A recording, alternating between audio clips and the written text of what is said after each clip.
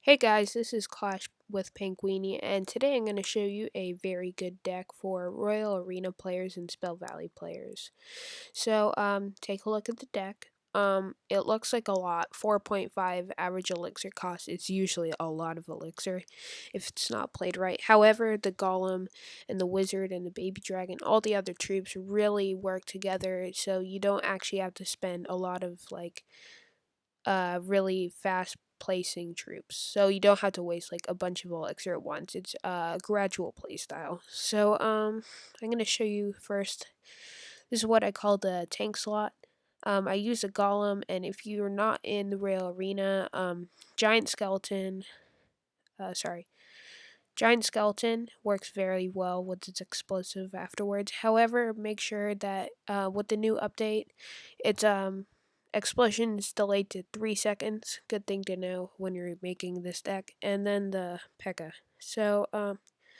The P.E.K.K.A. is really good because if it does get to the tower, which is usually rare with this type of troop, because it is tanking for you, it does a ton of damage combined with the mini P.E.K.K.A. and other troops. So the next troop I want to talk about is the Wizard and the Baby Dragon. This is what I usually call is the Ad Clear group.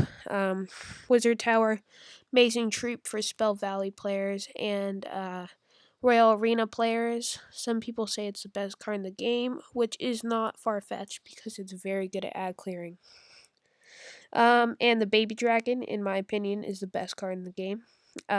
It's just flying, so it dodges all the barbarians and stuff, which is really good if you need to do DPS to them.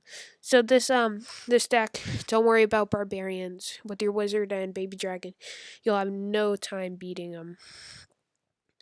So with the mini P.E.K.K.A, it's a very good card to use because when princes or hog riders attack you, you can take them out really quick. As you can see, 474 damage can really help when you're dealing with a troop that's going after your tower pretty fast.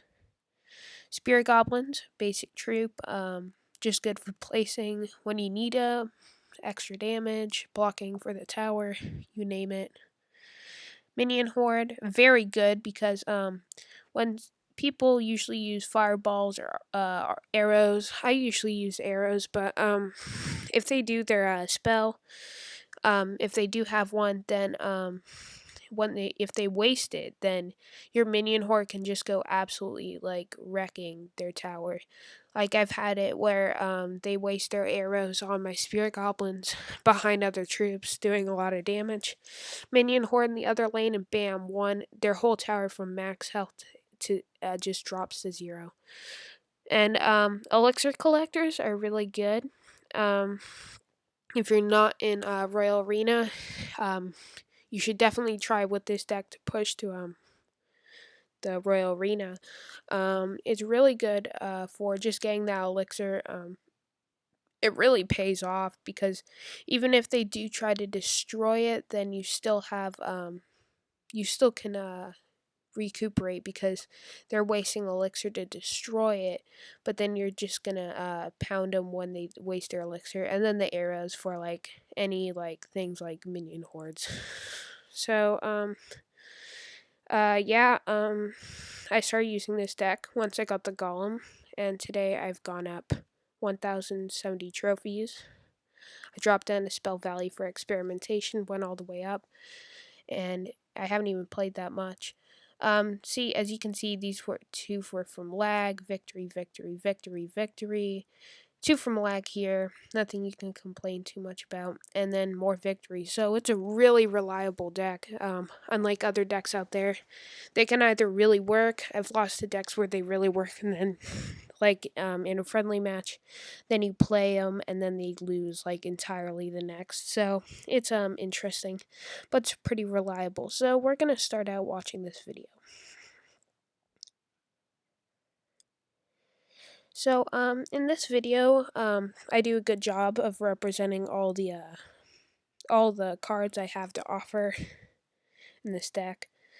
So I don't have the elixir collector. Usually on my first move, I use my elixir collector just like I don't know, just get the extra troops in. So I'm gonna speed it up for 2. So the mini P.E.K.K.A there goes to work, just wrecks him, takes out the thing, the skeleton, giant skeleton. Then my wizard cleans up on their minions. Very good use of Elixer right there. Then uh, I just get some good DPS with the baby dragon. Don't underestimate the baby dragon because it will do a lot of good damage. So there goes my Elixir Collector. Mini P.E.K.K.A. Once again, I'm telling you, it's a great troop. It takes him out. It was worth it. Arrows. It's all good. So then, at this point, I have more Elixir than him. I take advantage of that. Uh, he does Giant Skeleton. I use Golem. But once again, Giant Skeleton can't go by itself. Mini P.E.K.K.A. once again. And while this is all happening, my Golem's just going wrecking them. And then there, the minion horde just shows its dominance right there when you don't have arrows. So then, another baby dragon and combo. So I would like to stop there. As you can see back there, I did this thing what I call a pre-shot with my arrows. I sensed that the minions were coming. Usually I do it more like in front of it, but like what you want to do is you want to place your arrows right where you think they are going to go, and then right when the minion horde gets placed, they just get wrecked. So it can definitely save a game or not, and it's a really good skill just to get used to. And then I continue to attack their base, and then you just want the extra stars, so you just go for the 3. I could have just waited, but I don't know, it just gets you those extra trophies, which are very good. And then for the final video, I will show you another really good win, 3-1. So in this match, I do a good job of once again showing how all the cards work. Elixir Collector is my ideal first move if I have it. The beginning was good. I took a little damage, but don't be afraid to take a little damage. And this is where the wizard shows its dominance, just hitting all the things. The tower does go down, but I'm not really worried about that because it's just the beginning of the game. And I was pressing pretty hard in the other lane too, so just shows you how you can trade off a tiny bit, and it does pay out because I got a ton more damage on their main tower. Then once again, baby dragon follows up with the barbarian shutdown. The arrows were a little pre-shotted, but those were good. They were a little off, but definitely helped. Especially with goblin barrels, you have to be good at shooting them before. So then you want to go for the 3 because, extra trophies when you really want that next troop in the next arena. They do everything they can to protect instead of attacking, which they're forced to do by my troops. Then my troops finish them off, and that's another easy 3. So, and these people aren't like a lot worse than me. They're the same level troops. And it just shows how, even though this deck is expensive, it can work out, and you don't have to place a bunch of troops at once. And if anything does go down with a bunch of spam troops, don't worry. Wizard Tower and Baby Dragon will cover, and then the arrows will come down and take them out. Golem, good troop overall, just taking them out. Really good with Giant Skeleton and P.E.K.K.A. though too, because they bring different things to the playing field.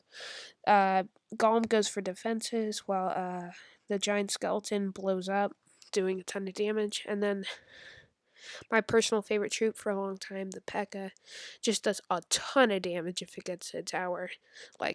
It just automatically goes down if it has more than half health. That's about it. If you liked the video, please subscribe and give it a like. And I would really appreciate it if you checked out my other videos. And in the comments below, leave just a comment if you like this deck or not, like how it worked out for you and your stories about getting to the next arena. And thanks for watching. Peace.